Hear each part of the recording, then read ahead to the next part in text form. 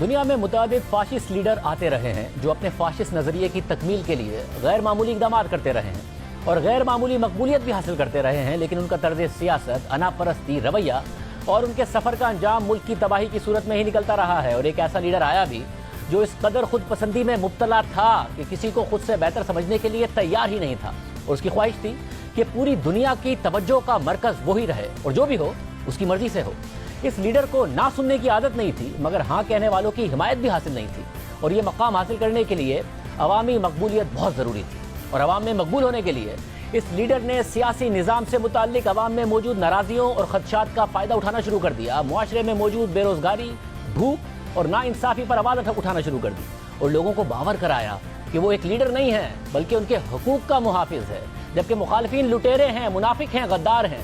پھر اس لیڈر نے اپنی قوم کی بدحالی کی وجہ بیرونی قوتوں کو قرار دینا شروع کر دیا، بیرونی مداخلت برداشت نہ کرنے کا نعرہ لگا دیا اور دعویٰ کیا کہ اس کی قوم کا فخر مٹی میں ملا دیا گیا ہے، اس کی اخلاقیات تباہ کر دی گئی ہیں، اور ملک میں موجود سیاسی قوتیں اور مختلف گروہ بیرونی قوتوں سے ملے ہوئے ہیں، اور بیرونی قوتیں اپنے مفادات کے لیے ان پر سرمایہ کاری کر رہی ہیں۔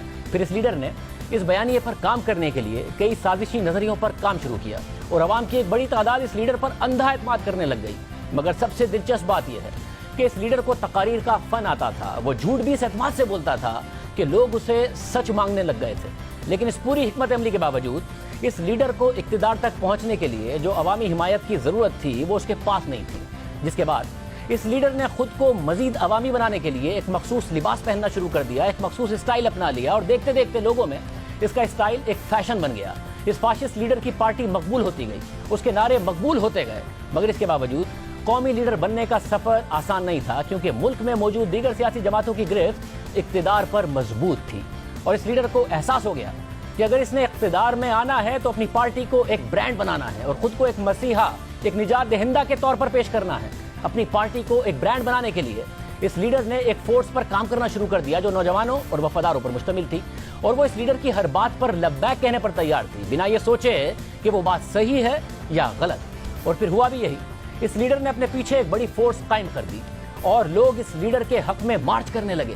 وہ لیڈر جو کچھ عرصہ پہلے تک چند سو لوگ مشکل سے اکٹھا کر پاتا تھا، اس نے ہزاروں لوگوں کے مجمع سے خطاب کرنا شروع کر دیا، اور خطاب اور جلسوں کا ایک ایسا انداز اپنایا کہ لوگ اسے نظر انداز نہ کر پائیں۔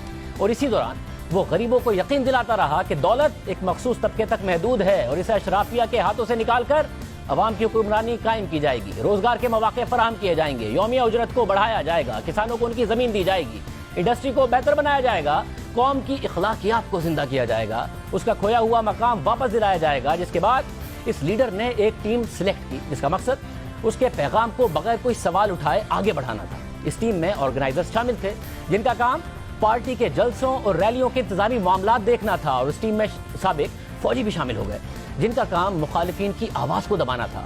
پھر اس لیڈر کے ساتھ ملک کے امیر ترین لوگ بھی آ گئے، اور انہوں نے اس لیڈر کو اقتدار میں لانے کے لیے اس پر سرمایہ کاری شروع کر دی، یعنی اس لیڈر کو عوامی حمایت ملنا شروع ہو گئی، سرمایہ کار ملنا شروع ہو گئے، بڑے بڑے صنعت کار اور میڈیا ٹائکونز نے اس لیڈر کے سیاسی مہم کے اخراجات اٹھائے۔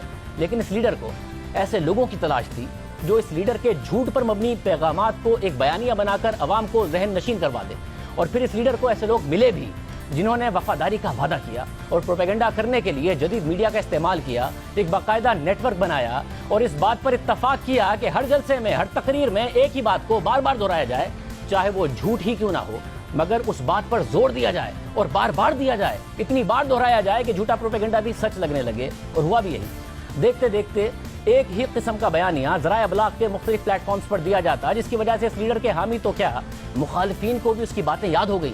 وہ قرضوں میں ڈوبی ہوئی قوم کو دوبارہ اپنے پاؤں پر کھڑا کرنے کا وعدہ کرتا رہا، دعویٰ کرتا رہا، مگر یہ سب کرنے کے بعد بھی اس لیڈر کو اقتدار نہیں ملا۔ اور ایک دن اس لیڈر نے حکومت کا خاتمہ کرنے کے لیے ملک کی اہم شاہراہوں پر مظاہرہ شروع کر دیا، تشدد کا راستہ اختیار کیا، اور اس کارروائی میں ملک کا ایک نامور فوجی جرنیل بھی اس لیڈر کے ساتھ کھڑا ہو گیا، کیونکہ یہ لیڈر اسے وعدہ کر چکا تھا کہ حکومت کا خاتمہ ہوگا تو وہ اسے ملک کی فوج کا سربراہ بنا دے گا۔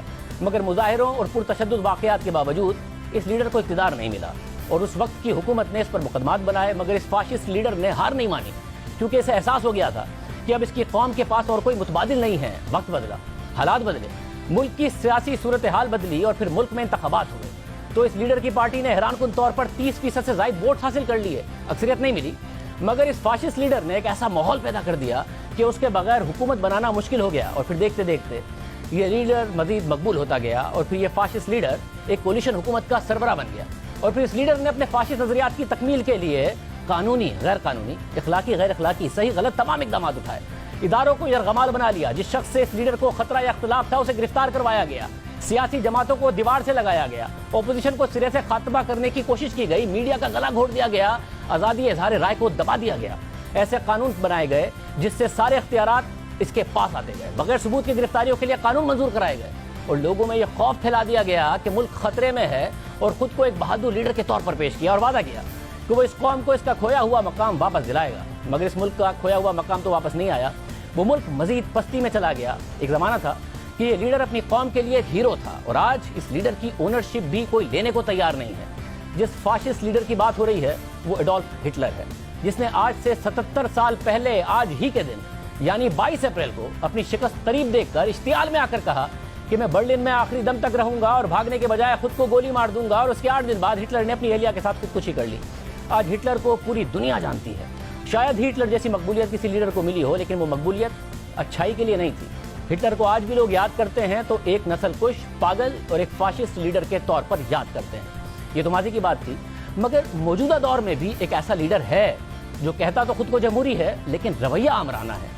ये लीडर मकबूल नारे लगाकर इक्तिदार में आया, कहा कि वो सबसे पहले अपनी कौम की बात करेगा, दूसरे ममालिक की जंगों में शामिल नहीं होगा, मुल्क को कौमी खसारा खत्म कर देगा, मुखालफिन को जेल में डाल देगा। हर रोज जज्बाती तकारीर और ट्वीट्स करता रहा। इस शख्स ने अपनी पार्टी में आमराना कल्चर पैदा कर दिया। इख्तिलाफ करने की गुंजाइश नहीं थी। इख्तिलाफ करने वालों का मजाक उड़ाया गया या उनके खिलाफ मुहिम चलाई गई। सवाल उठाने वाले मीडिया ग्रुप्स को जानिबदार और झूठा करार दिया गया। उनके सहाफ़ियों का बाइकआउट किया गया। अपनी तकारीर में मीडिया ग्रुप्स का नाम लेकर उन पर इल्जामात आयद किए गए। ये लीडर हर वक्त अपनी बात करता था। इसमें बहुत मैं थी, अना भी बहुत थी। और जब अवाम ने इस लीडर को मौका फराहम किया और वो डिलीवर नहीं कर सका, नतीजतन इस लीडर को शिकस्त का सामना करना पड़ा। वोटिंग के जरिए इस लीडर को निकाल दिया गया, मगर इस लीडर ने शिकस्त मानने से इनकार कर दिया। मुल्क में एक सियासी बहरान पैदा कर दिया। आखिरी वक्त तक कोशिश की कि कोई रास्ता निकल आए ताकि वो इख्तिदार में रहे, मगर जब कोई रास्ता नहीं निकला तो इस लीडर ने कई इल्जामात आयद किए, एक साजिशी नजरिया ईजाद किया, अवाम को सड़कों पर आने का कहा, अफरा तफरी का माहौल पैदा कर दिया और मुल्क की आज़ादी को बुनियाद बनाकर तमाम गैर आईनी इकदाम को एक कौमी खिदमत करार दे दिया। और जब इस लीडर को पार्टी के कुछ लोग भी इसके खिलाफ हो गए तो इसने उनको भी बदनाम करना शुरू कर दिया, धमकियां देना शुरू कर दी और खौफ की वजह से उसके अपने पार्टी के मुनहरिफ अरकान राय देने के लिए, पार्लियामेंट में जाने के लिए हिफाजती इकदाम करके गए, सिक्योरिटी की गारंटी लेकर गए और दूसरी तरफ आखिरी वक्त तक ये लीडर इख्तिदार से चिमटा रहा। और इस दौरान एक ऐसी बहस का आगाज कर दिया कि अवाम उसकी कारकर्दगी पर बहस कम और उसके झूठ पर मबनी बयानिए पर ज्यादा बात करने लगे। अहम बात यह है कि शिकस्त के बावजूद ये लीडर अपने हामियों में इतना मकबूल हो गया कि वो शिकस्त कबूल करने के लिए ज़हनी तौर पर तैयार ही नहीं थे। इसके हामी उसकी आमराना तर्ज हुकूमत के बावजूद इसे हीरो करार देते रहे, एक विक्टिम करार देते रहे, एक ऐसा लीडर करार देते रहे जिसके साथ ज्यादती हुई है और आज भी उसके लिए हमदर्दी रखते हैं। जिस लीडर की बात हो रही है वो डोनाल्ड ट्रंप हैं, जिन्होंने अमरीकी सियासत को तहस नहस करके रख दिया था और उनके हामियों की तरफ से कैपिटल हिल की इमारत पर हमले को आज 16 महीने हो गए हैं और ट्रंप को इक़्तिदार से गए भी तकरीबन 16 महीने हो गए हैं। मगर ट्रंप ने अमरीकी सियासी निज़ाम को जो नुकसान पहुंचाया उसका खमियाजा वो आज भी भुगत रहे हैं। अमरीकी मुआशरे में जो नफरत का बीज बोया गया उसकी नशोनुमा आज भी हो रही है। प्रोग्राम में शामिल करते हैं।